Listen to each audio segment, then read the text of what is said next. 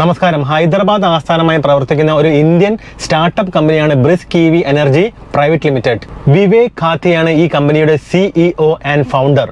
2024 December 26-നാണ് ഇവരുടെ ആദ്യത്തെ electric സ്കൂട്ടറായ brisk origin launch ചെയ്തിരിക്കുന്നത്.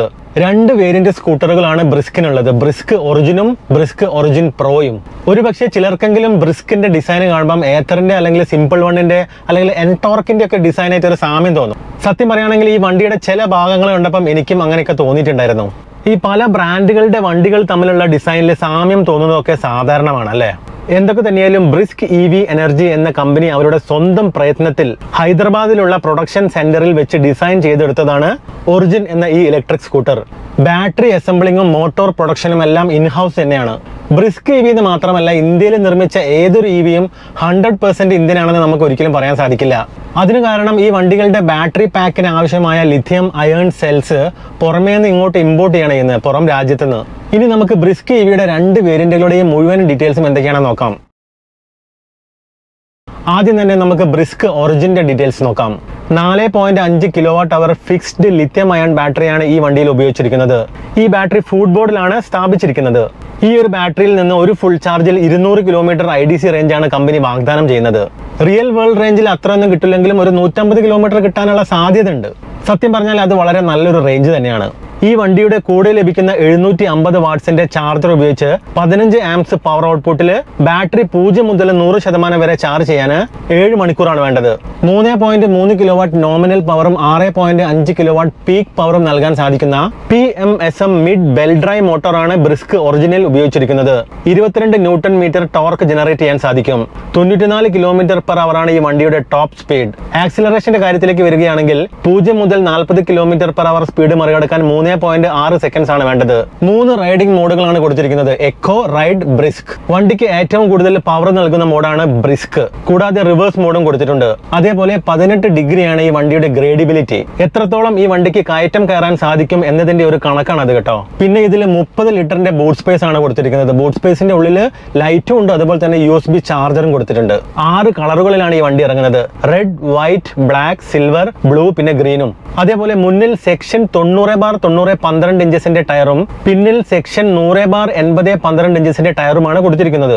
അലോയ് വീലുകളോട് കൂടി വരുന്ന ഈ വണ്ടിയുടെ മുന്നിൽ ഡിസ്ക് ബ്രേക്കും പിന്നിൽ ഡ്രം ബ്രേക്കുമാണ് കൊടുത്തിരിക്കുന്നത്. അതേപോലെ CBS-ഉം കൊടുത്തിട്ടുണ്ട്, കമ്പൈൻഡ് ബ്രേക്കിംഗ് സിസ്റ്റം.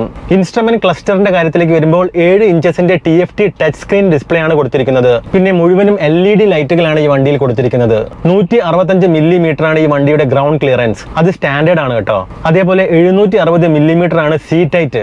അത് പല വണ്ടികളെക്കാട്ടും ലേശം കുറവാണ്. അതുകൊണ്ട് തന്നെ ലേശം ഹൈറ്റ് കുറഞ്ഞ ആൾക്കാർക്കും കാലം എത്താത്ത ബുദ്ധിമുട്ടൊന്നും ഉണ്ടാവില്ല. പിന്നെ 132 കിലോഗ്രാം ആണ് ഈ വണ്ടിയുടെ ഭാരം വരുന്നത്.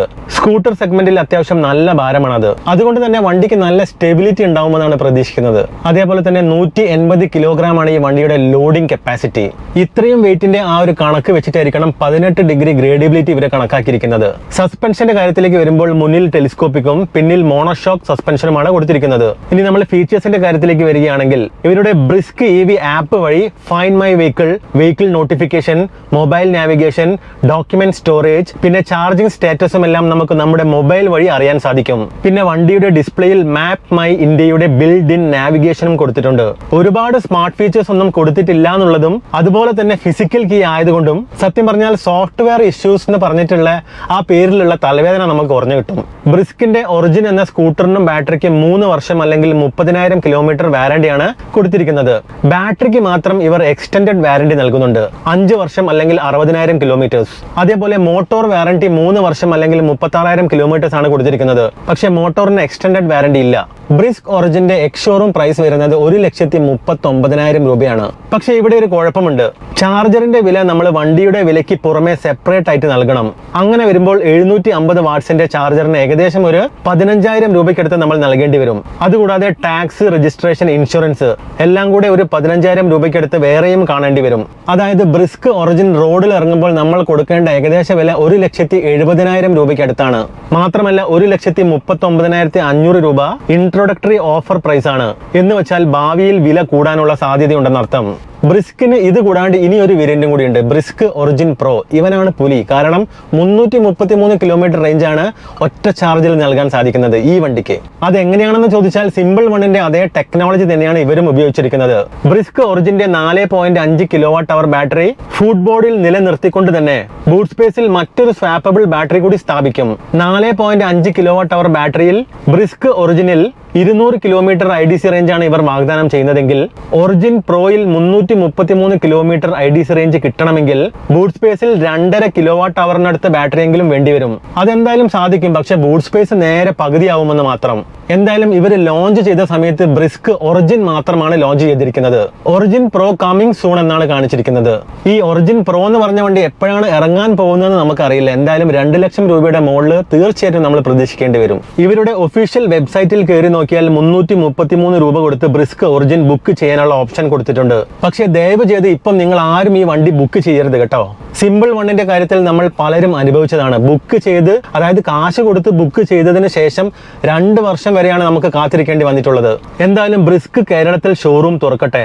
ക്വാളിറ്റി പ്രൊഡക്റ്റ് ആണെങ്കിൽ, നല്ല സർവീസ് നൽകുന്നുണ്ടെങ്കിൽ, അതുപോലെ നിങ്ങൾക്ക് വില കൂടി ഒന്ന് കുറയ്ക്കാൻ സാധിച്ചാൽ തീർച്ചയായും ജനങ്ങൾ 2 കൈയും നീട്ടി സ്വീകരിക്കും. അപ്പോൾ അടുത്തൊരു വീഡിയോ ആയിട്ട് കാണാം.